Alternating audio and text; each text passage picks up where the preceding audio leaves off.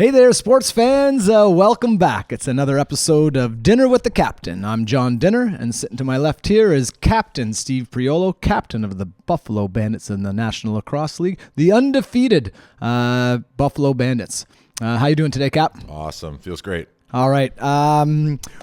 It's an action-packed show this week, so strap in, hang on, and we got some good things to talk about because, man, the Buffalo Bandits are hot, like historical hot. Yeah, we're cruising. We talk about chunking up the season into these 6-game movements here, and to go 6-0 in the first 6 games is great. But we're looking forward to this next little half here. It's going to be busy, right? So you got to wait a little bit because you got another bye week. One more bye week, but then we'll find something to talk about next week. But then we're 14 games in 12 weeks, so we're going to be moving and shaking, and I'm excited to get on the road a little bit. So yeah, we talked about it at the beginning of the season, 18-game season. So you broke it up into sort of 6-game chunks, and you're 6-0. You go back, I think it's 14, maybe 15 games in a row now. It's going back to last year. Wow. What's the most satisfying aspect about that as the captain? Honestly, it's the camaraderie in the room. It's the gelling. It's one of my favorite things is when you come up with a plan and the plan works, right? And everybody's happy when you're winning, and that's what JT talks about. It's always really easy to win together. It's harder to lose together and to not point fingers and stuff. So hopefully we don't get there, but that's always something that everybody sort of keeps in the back of their mind is how do you keep the team together when things aren't going great? But right now they are, and it feels good. Honestly, I think my question is how do you stay motivated when, we'll break down a little bit of the game against Albany in a minute, but it doesn't look like you're getting challenged too much. Like proof that some people are listening is at the beginning of the season, you talked about like wanting to have better starts. Mm-hmm. And that was sort of the MO of the team last year is that you kind of poured it on in the second half and especially in the fourth quarter. And now it's like, man, how do you stay motivated when you're up 6-7 goals and it's only because it seems like maybe the foot has come off the gas and they've scored 2 or 3 goals, in a row to make that score seem manageable or something that was maybe stressful, but it's not looking too stressful. Honestly, it's the same way you would manage it if you were down quite a bit, right? You start creating micro goals, and not that you're creating them, but you start aiming for these little micro goals, right? So it's it doesn't get about putting the ball in the net or running the score up or doing any of these things. It's let's make sure we're getting through the middle every shift. Let's make sure we're carrying up to the corner. On defense, it's let's push out a little more. Let's stay in a little more. And you start talking about these little micro goals, and that's sort of something to focus on. That's it's easier to digest than like the entire game, right? So it's the same strategy that I would use if I was talking about being down 5 goals. Is the same one I would talk about when we're up 5 goals. Is these little micro things we can think about that we can just go shift by shift and keep grinding away here. When we talked about it, right? Like when you sort of talk about like, we got to focus. And it's like, well, if we're saying that, we're recognizing that we're not focused and stuff like that. Yeah. So what's the chatter like on the bench when you guys are winning the way you guys, is the bench louder than it would typically be losing maybe 3 goals or it's a little tighter game? Like, can you feel that on the bench? What sort of the mood? Yeah, it's tough because it's not the same tenseness that you would get from like a really close game of everybody just getting dialed in and locked in. It's the chatter is it going well? Is it not going well? What can we do? And it seems a little more. You have a little more room of grace, right? You can a little more room that let's try something or let's do something, and if it doesn't work out, it's not the end of the world yet. It's not crunch time right away, so you can feel that energy being a little. It's an energy thing. That's what the bench is. The bench is an energy thing. Are you tense? Are you not tense? What's the chatter feeling? So for us, it's been pretty loose on the bench. Not like unfocused loose, but hey, let's. They're getting a little bit too many easy lanes down the side there. So let's push out a little more. V's where there might be a little bit more of a cutting sort of comment if it happens for maybe a second or a third time and it now brings the game within 1 goal, whereas it's happened for a second or third time and they've now scored 2 in a row, but it's still 14-7. Yeah, I guess the chatter goes from, hey, instead of let's try to get out a little more, it's like, let's get out more. Yeah. Right? That's the difference is that sort of like, I don't know, you're not leaving any room for interpretation when the game is tight. It's like, get out now, get out quick, and we'll support it. And everyone goes, yeah, got it. Is that one of the roles that the the coaching staff has tasked you with is sometimes being that bench voice? Not that they've tasked me with it, but they recognize that there's certain guys on the team that like to speak. Paul he's got a lot of good information. Nick Weiss has a lot of good information. So do I. And then it goes down the list. A guy like Justin Martin doesn't necessarily speak up as much as we would like him to be honest, because he's a very intelligent player and he's very good foot speed and he's a great player. But that's okay because it works with our dynamic, right? It's all just fun back there, right? As soon as you get too many people talking, then message sort of gets lost. So sometimes I'll notice that guys are chattery, guys are talking, guys all have opinions on things. So that maybe there's a chance for me to step back and not have to say anything. It's just reading the room and reading each other, and everybody has a lot of information, man. Everybody's smart. You're on this team. You're in the league for a reason. Everybody is a great player, right? So it's just nice having one or two voices instead of 10. For sure. And so it's week 10 in the NLL last week, but it's game 6 for you guys, as we just said. And it's a rematch of the NLL Cup finals from the year previous. And it is Tucker out lymphoma, braver than brave. Yeah. I mean, so many emotions. So I know not a hard game to get up for, but a hard game to manage the emotions heading in. Yeah, they were. It was tough. It's like it is every year. It's a tough game to focus strictly on the game. Your mind does wander. They do a thing before where we write on a card, who you're playing for, and you start writing down all these names of people that were affected by cancer in your life, and it's like just directly affecting me. I had 6 or 7 names on there, and I was like, man, that's leaving out all the people that have affected Jackie that I didn't necessarily meet, or all these other people, right? And I'm like, man, I could have filled up that board, right? So it's hard to block that out totally, but at the same time, it's a really cool moment to recognize that and go play. And then Dyson being on the other side of the match there is what an honor, man. What a interesting dynamic. I think it's got to be pretty special for him, right? It was his little brother's birthday. I'm getting goosebumps thinking about it because I can't imagine. He's on the floor as a rookie. He's got the ceremonial face-off with a guy that he's basically kind of grown up around watching, captain of the Bandits. 17,000 people, wearing the jerseys that he's designed over the years and stuff like that.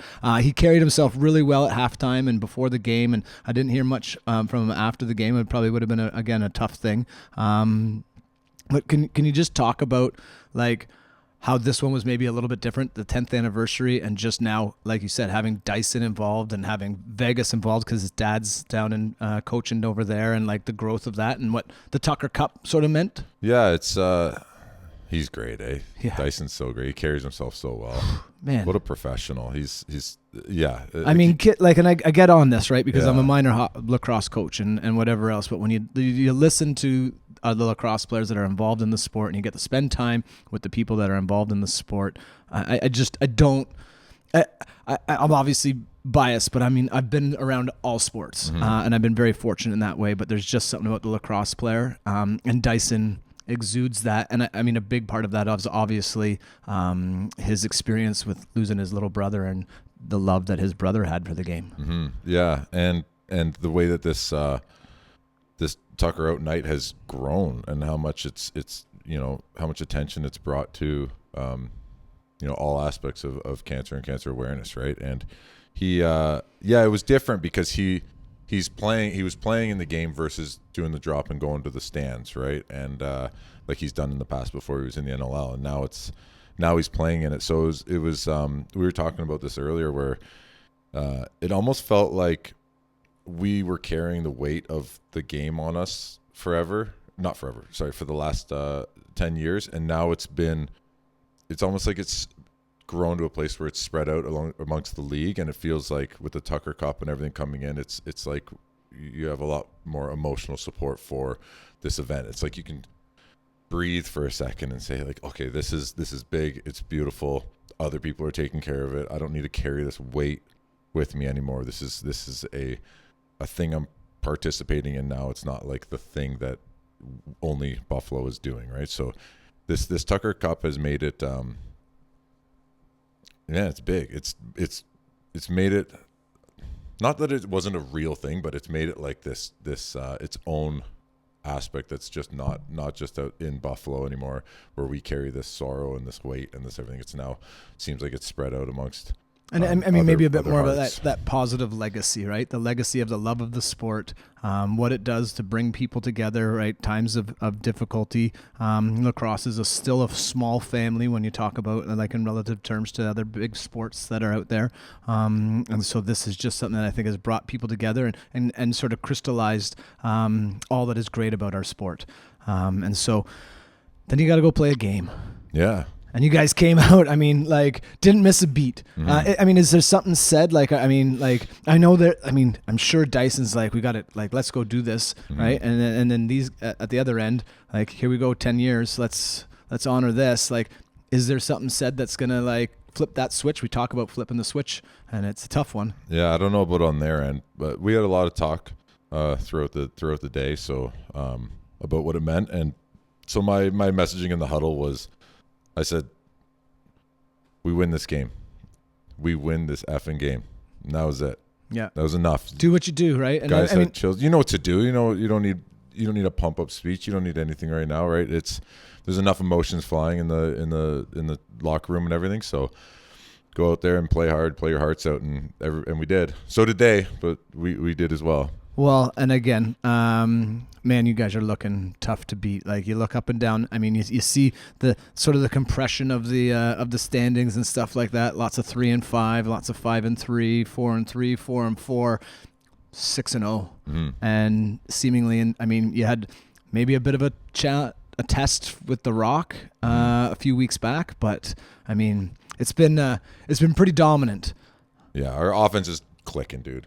Our offense is flying right now, and it's so fun to be a part of. And it's the little things. Like, everybody sees these flashy goals and they see this stuff, and I keep harping on these little things, man. Our offense can pressure the ball like there's no other team that can pressure the ball like our offense. The way that they move, how athletic they are.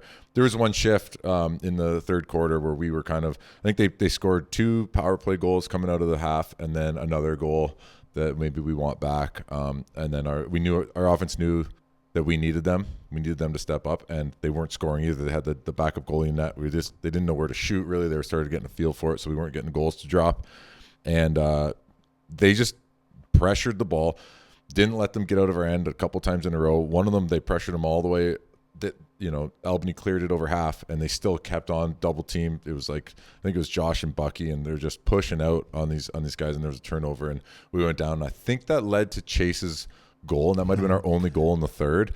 But that, like, effort, that extra effort, man, it goes so far. It's like you see them working their butts off out there. You see them bleeding. You see them going to work, and it's so contagious. It's like, yes, let's amp it up. Here we go. Like, that's the energy. That's the feeling we need.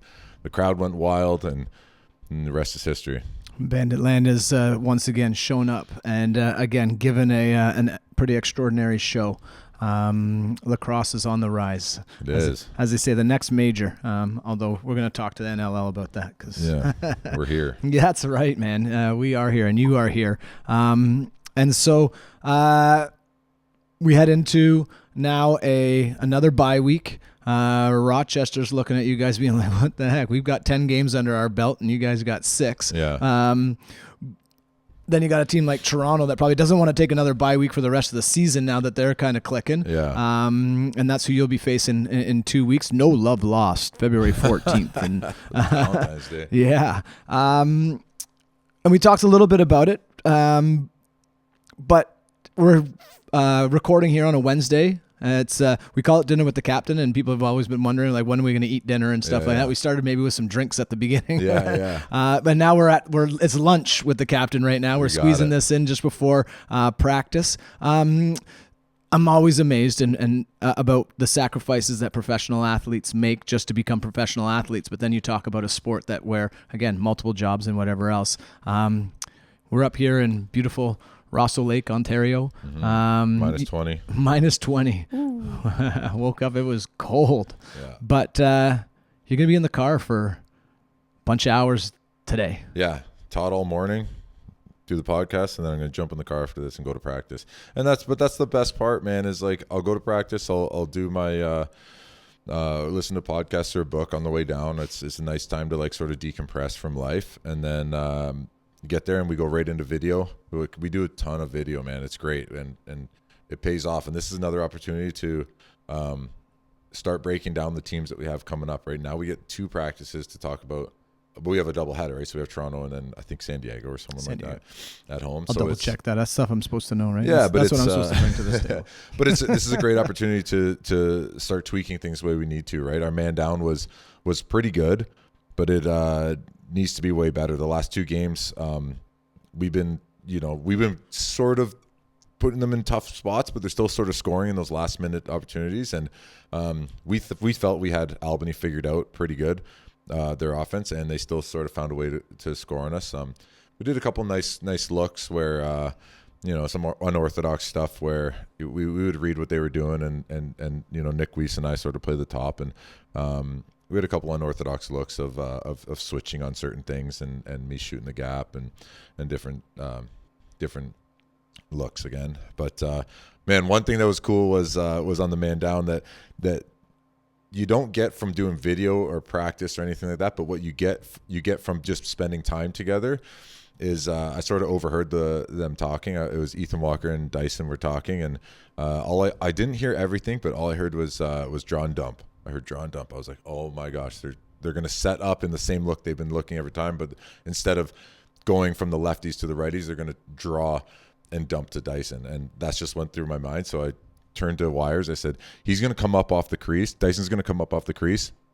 Stay home in front of the net because I'm going to leave Walker. He's going to carry high. I'm going to leave him and collapse down on Dyson, which is not how we normally would play that. But I just recognized something, and I was like, I'm just going to leave Walker. So he has no shot from the top because Wires stays tight on our goalie, and then I'm just going to attack Dyson down. And there was a little bit of a play that went on before. They actually swung it to the righties before it came back, and they ran it. It was almost on the second time, but it was still there, and we anticipated it and jumped on it. And I'm like, we got to the bench, and we were like, what a great call! Like, it's just, we haven't seen it before on video. It's just comes from spending time together and just being on the same page with our man down and with Vino and everybody. So that's just a fun moment. Like, you see stuff like that in basketball with like LeBron James is sort of close to their huddle, and you'll see him call the other team's play for them or exactly what they're going to do. And that happens in lacrosse all the time. That happens in our sport too. It's just maybe doesn't get recognized. So it's kind of fun to like, say that to everybody here that, there is those little nuances that are, that keep the game interesting in the lower level. And is that how you keep maybe the stress levels up a little bit by kind of making some guesses and taking some, maybe a bit of a risk that you maybe wouldn't take in a closer game and stuff like that because of the situation?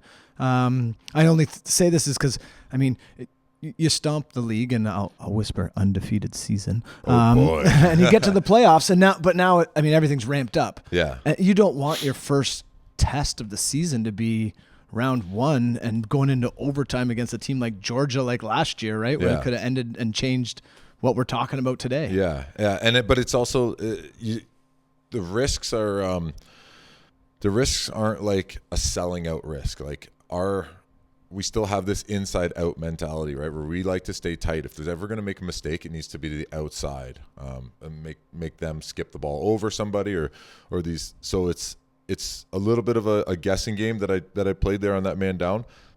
But at the same time, I'm staying tight and Cam is staying tight. So the difference between me staying on Ethan Walker as he comes up or me coming down on Dyson is to gain an advantage. But if it doesn't happen, we're still tight and we're still in an okay position. So it's not like I'm selling out to the boards or going way out and it's going to leave a big gaping hole in the middle of our floor and kind of throw everybody off. It's still sort of within our quote unquote rules of our defense, and that's how we like to play. We like to play with these micro adjustments, a little bit out or a little bit in, a little bit high or a little bit low, and just little changes instead of these big drastic changes. So it was nice. It was honestly, it was a fun game to play. It was a fun game to be a part of, and yeah, man, I can't say enough good things about that turnout. Well, yeah, and then I mean, incredibly, we haven't talked about the offense. And you got your guys, both your 2 guys, and when I say your guys, Dane and Josh putting up 10 points each. Yeah. The offense, like you said, just clicking. Yeah. And seemingly unstoppable. Where do you go from here? So you got another 6-game segment. Like, do you announce we want to go undefeated for the next 6 games as well?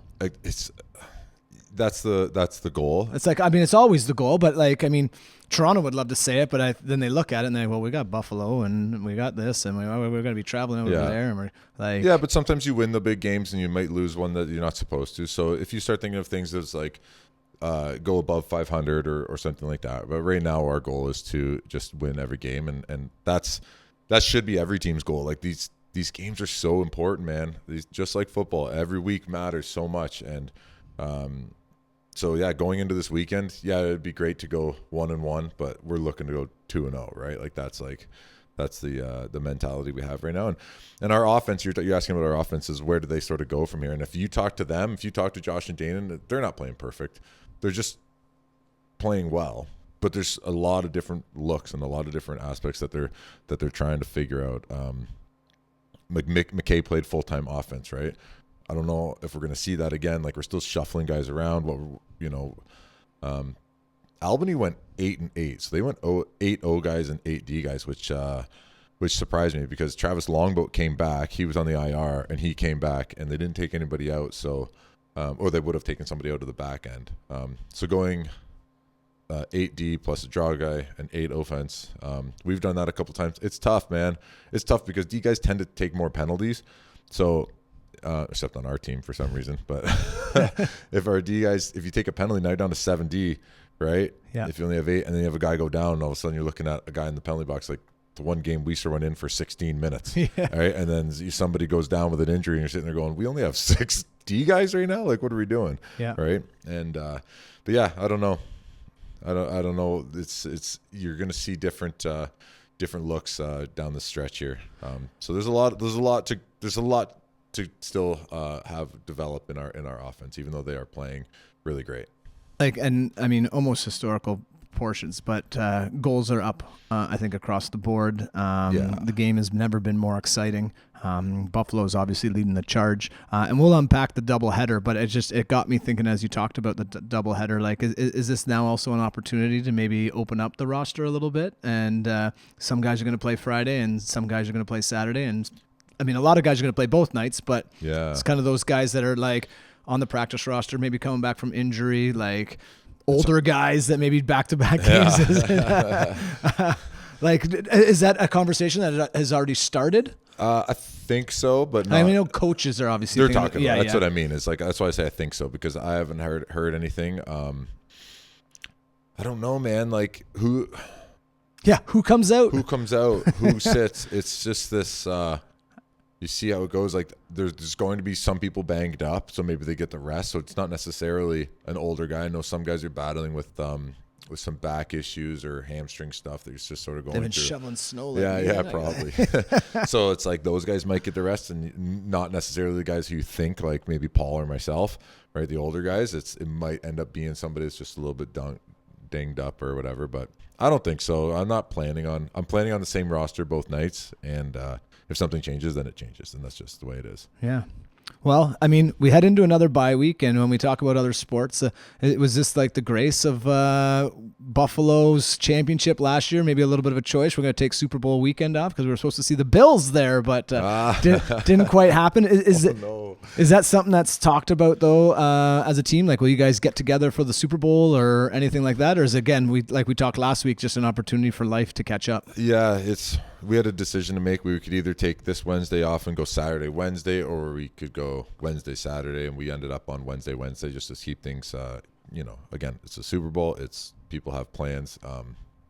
It's nice to not have to make that drive or make a fly out on the weekends. It's a chance for life to get sort of organized. So, I'm excited to just be up here, watch some lacrosse, shovel some snow.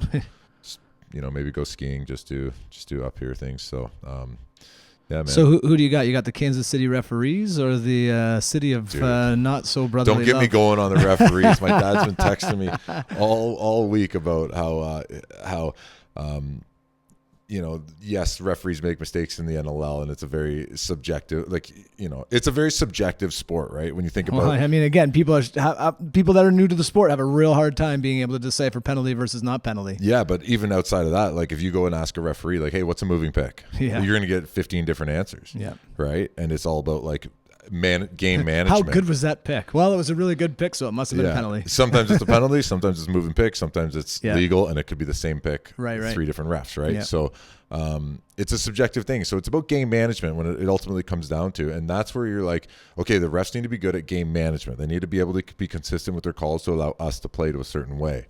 So it's funny because everybody gets so upset at the NLL refs, but at the end of the day, it's like, whether you agree with the call or not, as long as it's consistent, then you can agree that it was a consistently fair match, right?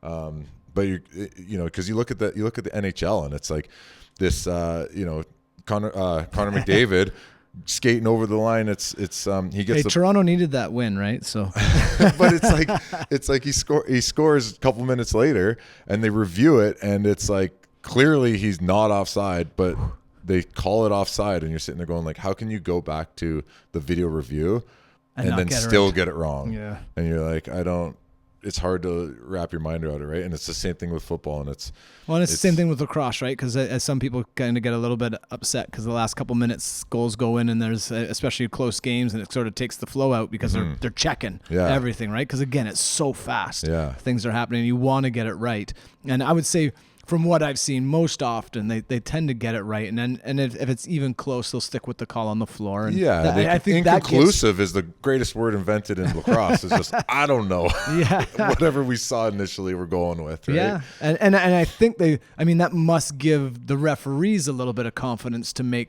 the right call too, right? Like we're going to call it right, knowing we're going to look back on it and knowing that if it's wrong, okay, it's wrong, and if it's close, they're going to sort of side with me because I'm down in there. Yeah. But it does feel like at the end, like you really want to just stay off the refs, but at some point during the last 2 games, you're like, oh, they're reffing the score, whether they like it or not, whether it's subconscious or not, they're refereeing the score. Like, these plays, you see Josh gets held 15 times in the same shift, so he gets all pissed off, and now he just goes at the guy, and then he gets a warding penalty, and you're going, oh my gosh. And then they come down to our end, and the guy drops his stick into Whitty's hands, and Whitty gets a holding, and Whitty's like, I had 2 hands on my stick and didn't do anything, and he dropped it in my hands. Like, how are we calling this? What are we doing? And again, it's not as bad as those look. We all know you can hold that stick with 2 hands. Yeah, I know, but then you see Josh getting bear hugged at the other end, and he's sitting there going like, okay, what are we calling here, right? Yeah. Look at that! It's a busy time in the captain's life, and all I'm saying is that as bad as those, like I'm saying, those calls look, the Josh Ward where he got held for 5 minutes and then come down the other way, and we end up on a man down. As bad as those look, overall, hopefully the game management is there. The one-off calls, hopefully they're not too well, bad. And it's pretty rare that you hear like referees are part of the conversation in those post-game scrums, whether it's Buffalo Bandits or it's Georgia and Rochester playing. Like, I mean, you don't. And I don't know if that's a function of the sport, but I also would say it's a function of the refs are doing a pretty decent job managing the game overall, like in the grand scheme of things. Whereas, again, the call in Edmonton the other night, and I mean, you're always hearing the basketball coaches and players going off on referees and stuff like that. And so it's pretty nice that's not the talking point in lacrosse. The talking point is 6-0 Bandits. Yeah. Who's going to be the first team to take them down? We're going to have to wait 2 weeks to find out, but we'll be back next week to load up for a doubleheader. The Rock, who are potentially coming in on a 4-game win streak because they got a game this coming weekend. Week 11 has got 4 games on the schedule. We'll take a look at a couple of those to prepare for Week 12, where the Bandits play twice. They travel up the road up to QEW to Mississauga, take on the Rock, and then they next day they're back in Bandit land, taking on the San Diego Seals. Excited for both those matches. Really excited. As always, I'm John Denner. That's Steve Priolo. This has been Dinner with the Captain. 23 minutes on leadership, life, lacrosse, some sort of order, and probably not anywhere close to 23 minutes. Lunch with dinner and the captain. There you go. All right. Thanks for tuning in. You guys are beauties.